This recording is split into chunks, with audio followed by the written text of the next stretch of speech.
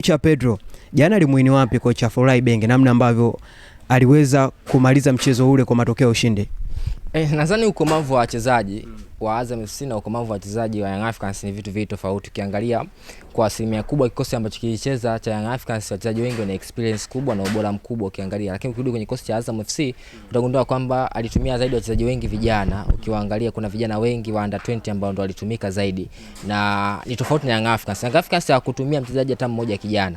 Ukiangalia kina Bara Conte ndo wale kina Maxim Pierre Zengeli, kina Mohamed Hussein, kina Ibrahim Baka, utagundua kina Pacome. Yani in short kwamba Young Africans zaidi ya 90% walikuwa kwenye full mkoko, kwa maana wachezaji wao wale ambao wamekuwa kiwapa mafanikio ndio wale ambao wamekwenda kuwatumia katika Mapinduzi Cup. Na ni jambo zuri pia kwa sababu mwalimu, miongoni mwa vitu ambavyo vilipelekea mwalimu Pedro kuhitaji wachezaji wake wote pale kwa sababu ya kutumia mchezo kama ni sehemu ya kupata michezo fulani ya kirafiki yenye intensity ya juu kuelekea katika michezo ya kimataifa. Ikumbukwe mara baada ya mchezo ule hakutakuwa na mchezo mwingine hapa kwa maana ya ligi na kadhalika, watakwenda moja kwa moja katika ligi ya mabingwa barani Afrika. Kwa hiyo utagundua kwamba alitumia kama sehemu ya kuandaa kikosi chake. So kikubwa nadhani Florai Ibenge alizidiwa zaidi na hiyo experience ya wachezaji ambao wako kwenye kikosi cha Azam na experience ya wachezaji ambao wapo kwenye kikosi cha Young Africans, ni vitu vile tofauti. Ndio maana hata ile penalty ambayo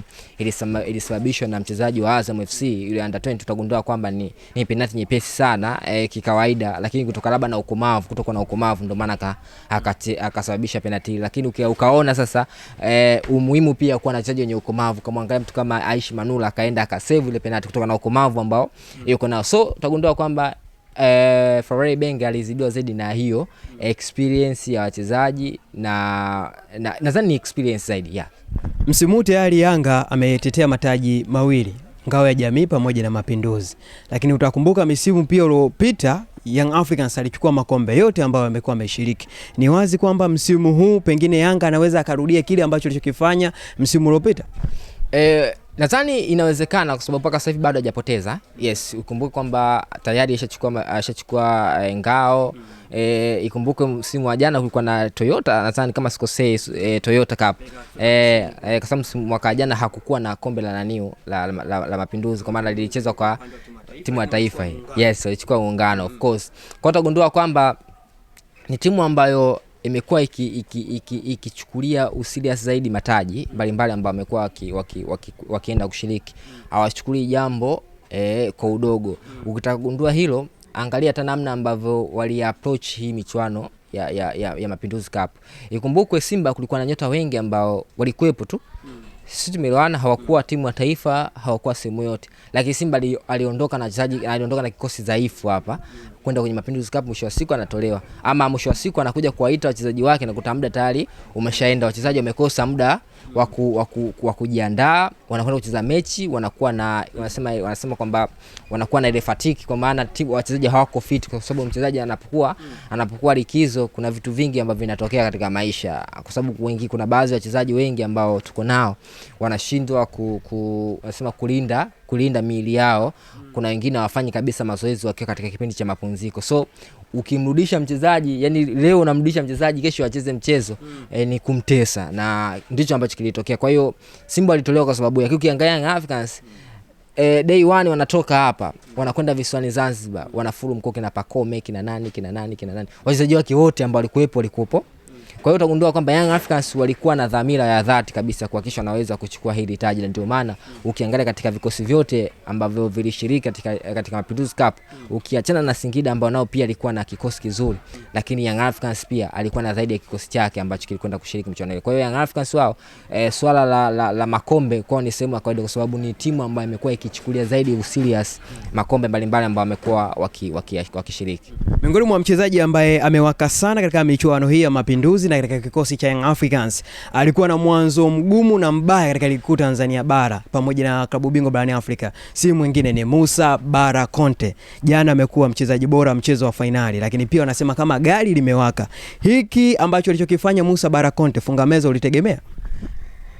Kwanza ni miongoni, kwangu mimi nasema ni surprise package kwenye kikosi cha Young Africans na Mapinduzi kwa ujumla. Unajua Musa Bara Conte ni miongoni mwa wachezaji ambao tayari mashabiki, viongozi pia walikuwa shamkatia tamaa, na wengi wao wakiamini kwamba sio standard ya mchezaji ambaye kumtoa kwa mkopo, sio standard ya mchezaji ambaye anatakiwa kucheza na kikosi cha Young Africans. Na kile ambacho amekionyesha nadhani kinaweza kufungua sehemu mpya ya maisha yake ndani ya Young Africans, kwa sababu watu wameanza kujaji na kuamini kwamba Musa Bala Conte alikosa nafasi ya kucheza kuonesha kile ambacho anaweza kukionyesha, lakini mara baada kupewa nafasi kuna kitu fulani ambacho ameonekana kuwa nacho.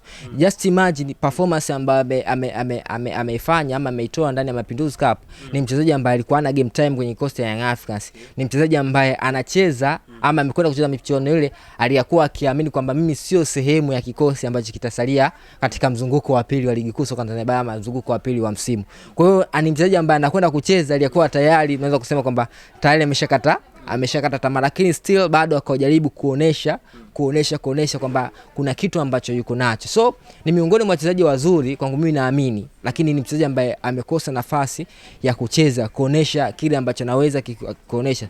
Mimi siamini kwamba vilabu vyote ambavyo vilikuwa vinamtaka barani Afrika, yes, kujumuisha Simba, ukiacha Young Africans wenyewe ambao wamempata, lakini ukiacha timu mbalimbali kutoka ukanda wa kaskazini na maeneo mengine, kwamba Bala Conte alikuwa ni mchezaji wa daraja la kawaida sana. Hapana, bali kwangu mimi nadhani alikuja katika mazingira magumu ambayo kimsingi yalimpaswa kwanza asubiri aweze kuingia taratibu kwenye mfumo, kwa sababu sio kila mchezaji anaweza katoka hapa kaenda pale akaperform siku hiyo. Kuna mchezaji anaweza katoka hapa kaenda pale, itapaswa achukue muda ili aweze kuonesha ubora wake. Mfano kwenye Young Africans, watu kama watakumbuka kipindi ambacho anasajiliwa Stefan Aziz Ki, ni usajili wake ulikuwa kama huwa wa Musa Bala Conte, kwa maana ni usajili ambao ulikuwa unaimbwa sana. Timu mbalimbali zilikuwa zinahusishwa naye. Aziz Ki, Simba wenyewe pia walikuwa wanahusishwa naye. Kwa hiyo usajili ulikuwa na mvutano wa pande nyingi sana. Lakini Young Africans mara baada ya kukamilisha ile deal, alivyojiunga Aziz Ki na Young Africans, akaonyesha kama mchezaji ambaye tayari ameshafanya ameferi. Lakini uzuri Young Africans kwa kipindi kile walikuwa na Nasreddine Nabi, miongoni mwa walimu ambao kwangu mimi nawapa heshima kubwa sana ndani ya Young Africans. Aliweza kumtune, aliweza kumtuliza, akanampa game taratibu, leo anampa, kesho ampi, leo anampa. Kuna nyakati sasa akaanza kumpa game mfululizo ili mradi kumrudisha mchezoni.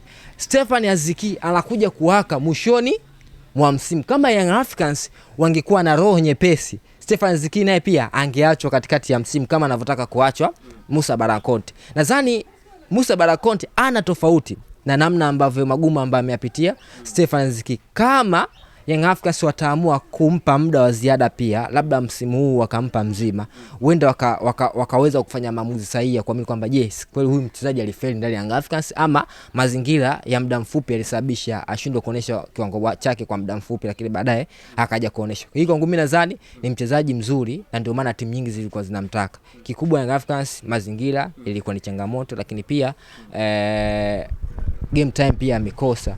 Ukiacha hivyo pia kumekuwa na panda shuka za walimu, mara kaja mwalimu huyu, makaja mwalimu huyu, pia kuna hayo mambo yanapelekea timu ianze upya tena kujitengeleza. So kwangu mimi Bala Conte miongoni mwa wachezaji wazuri Young Africans, wamvumilie, huenda akaonesha kitu cha ziada. Pengine ile dili la kumtoa kwa mkopo wafikirie kwa upande wa pili, pengine waendelee kumbakisha katika kikosi chao na kuto kumtoa kwa mkopo kuelekea Singida Black Stars.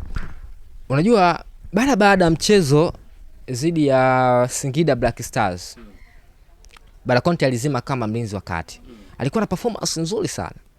Maneno yakaanza pale, watu wakaanza kusema kwamba, hata mimi binafsi nilijibu kuandika kwenye Instagram yangu kwamba wenda Young Africans wasimtumie katika eneo la kiungo, wakamtumia kama mlinzi wa kati akawasaidia pia. Kwa hiyo nikagundua kwamba mara baada pia kumuona jana anacheza katika eneo lake, kwa maana mchezo anacheza kama namba 6, alafu kiangalia ile namna ambavyo squad ya Azam FC ilivyokuwa bora katika eneo la katikati, ambalo lilikuwa na James Akaminko, lilikuwa na Nebidi Maumkami, alafu yeye bado akatawala kwa namna yake, hata ile akaingia Sadio Kanuti, lakini bado yakazima mwanzo mwisho. Ukagundua kwamba yes, mchezaji wa daraja hilo. Na katika ligi kuu ama katika timu za Tanzania kwa sasa hivi hakuna timu ngumu kucheza nayo kama Azam FC. Amini nachokuambia, hakuna timu ngumu kucheza nayo. Yaani hakuna timu ngumu kucheza nayo kama Azam FC. Yaani usione Simba anafungwa sio kwa bahati mbaya. Azam FC imetimia sana. Azam FC na watu ni timu nzuri. Kila mtu ana ubora wake. Ukiacha ubora wa wachezaji ambao wako nao, lakini ile benchi lao la ufundi limeshiba. Lina mtu ambaye anajua mpira. na anajua kacha za mpira wa Afrika. Mpira wa Afrika unataka nini? Anajua. Kwa hiyo namna ambavyo amecheza Bara Conte katika ule mchezo utagundua kwamba ni standard. Ni mchezaji mwenye yupo kwenye level fulani ambayo kimsingi kama atapewa nafasi ana kitu kikubwa ambacho anaweza kaja kawasaidia Young Africans. Kama sio leo basi kesho ataje kuwasaidia. Kwa hiyo kwangu mimi nadhani wanaweza pia wakaepuka pia gharama kwa sababu mkataba wa Bara Conte ni miongoni mwa mkataba mnono sana. Kuvunja kwake ndugu yangu ufanye kazi. Sio mkataba rahisi. Sio mkataba unamtoa mchezaji wetu na mchezaji sio wapi hapa wachezaji wetu ukitaka kuvunja mkataba naambia nenda nitakulipa kesho. Bara Conte mkataba wake ni mzito. Mchezaji ambaye anatakiwa na vilabu vingi, wewe upate nafasi ya kumsajili wewe, ina maana wewe ulisukuma kete nzuri, uliweka donge nono. Sasa kipindi ambacho unaweka donge nono, kumbuka kwamba wewe mtu akifeli kumtoa pia atahitaji donge nono. Wenyewe nakwambia ukiwa unaenda mbali kumbuka pia kurudi itakuwa mbali. Sasa Young Africans wanaweza pia wakubali kufumba macho kuriski, kuamini kwamba tunaendelea kubakia naye kwenye msimu huu, wenda msimu ujao wanaweza wakafaidika naye ama mzunguko wa pili wanaweza wakafaidika naye Bara Conte. Yes.